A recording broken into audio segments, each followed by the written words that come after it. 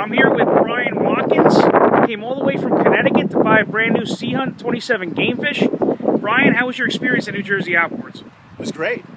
You guys were great. You pulled me down from Connecticut. I gotta say that wasn't easy. I can actually be a pain in the ass kind of customer from time to time, and you guys did what you needed to do. You weren't annoying in terms of follow-up, but you kept in front of me.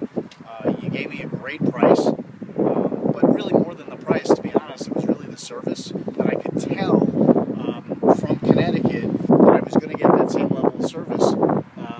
Down here in Jersey, that if I needed follow-up, I felt from the heart that you guys would do that for me.